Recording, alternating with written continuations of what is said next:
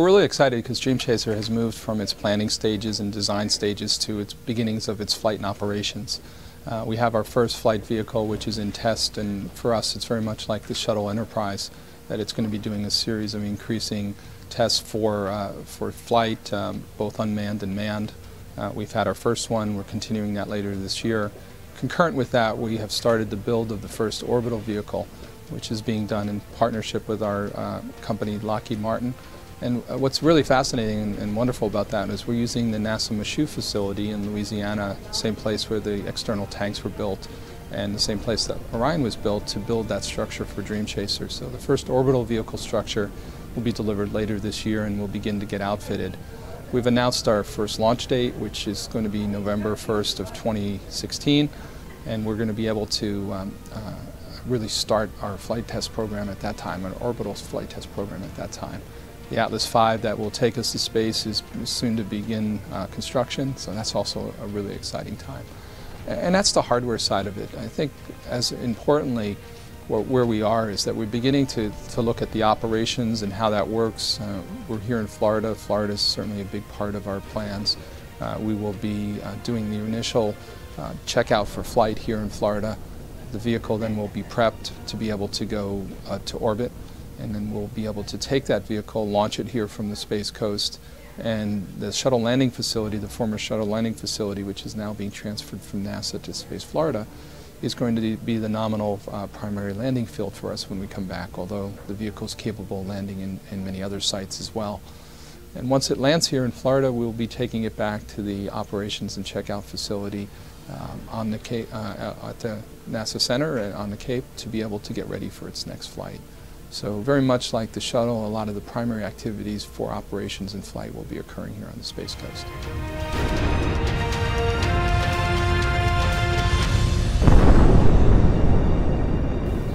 But I think as we look at the program, it's even more than that. We started this program, and it was called Dream Chaser because we felt that we were chasing a dream. It's one of those stories that if you read about it, you wonder how it happened, but a small group of people now 10 years ago decided that we can build a replacement for the space shuttle, and that was a pretty audacious thought, and for many years it's a thought that many people thought would never even begin to take shape, but it has taken shape and it's flying, and through a wonderful partnership with now over 40 companies, 7 NASA centers and 6 universities, we really have created the best of the best. We call it America's Space Dream Team.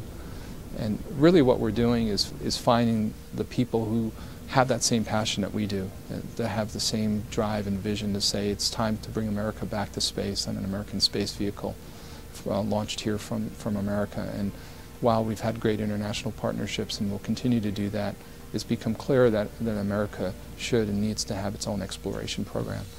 Not only just ours, but the Orion program and the SLS program, which really form 3 parts of a triangle for getting us back into human space flight and research. But I think as we look at this, what we can't lose sight of, and what's probably equally as important, is the fact that we have the opportunity to inspire the next generation. Most of us who are in space these days were inspired by something that happened before, be it Mars landings, or be it shuttle launches, or the moon landings, or the early Mercury programs. Something got us that said it's time for us to pick up that mantle and to dream and to think about tomorrow. And we feel as we go forward, part of our obligation as we do this program is to continue that. The power of the space program, the power of a vehicle like Dream Chaser to inspire is palpable. We see it all the time.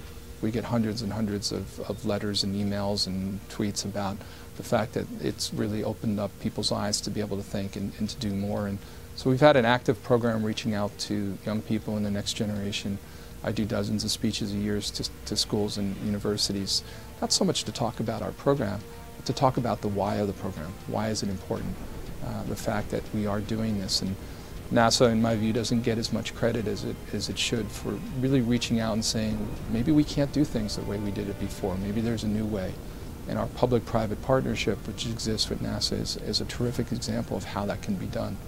Not just with NASA as a government agency, but with our federal Congress, who's been very supportive of the program, with our state governments around the country. Dream Chaser now has employment in 30 different states, including Florida. And that's a wonderful thing to be able to say. We get contacts from people in states all over America saying how proud they are to be part of America's space program. But mostly at the end of the day, for us, nothing we do in space is done in a year or 2 years. It's done in a generation or two.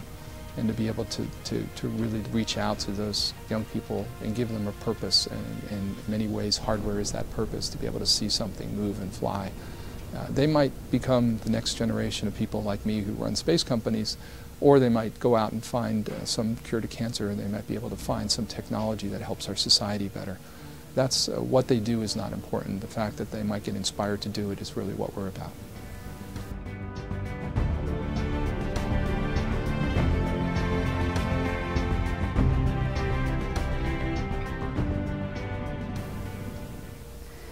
Craig is actually currently supporting Sierra Nevada in the area of design, engineering, and manufacturing. And we've been supporting them with their ground support equipment, and also looking, for future of how we can support them in the actual production of their vehicles going forward.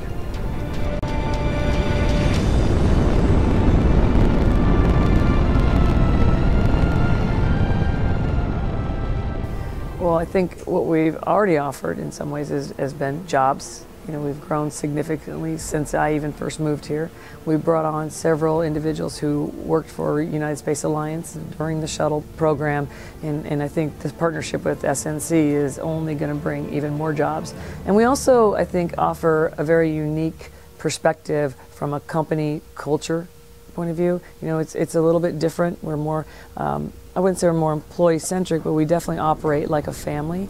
So to have that opportunity for others to come join a company that's growing, looking toward innovation, and hopefully we'll have an even bigger footprint on the Space Coast, I think is something that's unique to many of the companies that have already been here.